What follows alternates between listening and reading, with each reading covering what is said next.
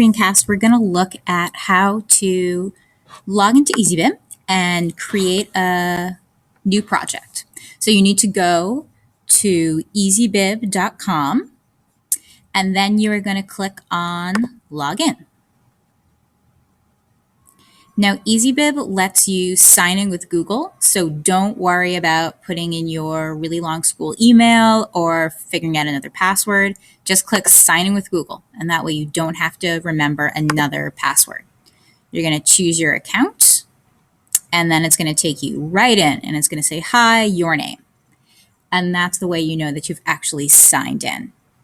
Now, if you've never signed in before, you're not going to have anything here. So we want to click on New Project. We're going to give the project a name. You want to name it something that makes sense. So the class that you're working on, the topic of the bibliography you're creating, just something that makes sense. You do not need to put a subject. If you would like to, you can, but you don't have to. If you want to leave yourself a note about your topic, you can, but you don't have to. And then finally, your style of citation. For middle school, this is always going to be MLA, right? There's lots of other styles, but we're just going to use MLA. So just leave it on that and then click on Create. And now you have your new project. Now to get into your project, you want to click on Bibliography. That's what actually takes you into the project you have created. If I want to go back out, I click on My Projects. I will be able to see my projects. To go back in, I click on Bibliography.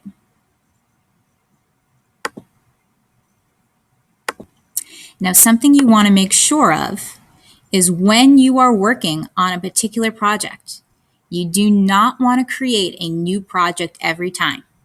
So if I add a citation and then later on I want to add a second citation, I don't want to create another project. I want to go back into that same project and add the next citation.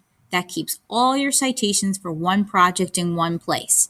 You don't want to have 6 different projects that are actually all the same project, and there isn't a way to merge them together afterwards. So you want to make sure you're putting them all in the same project as you go along.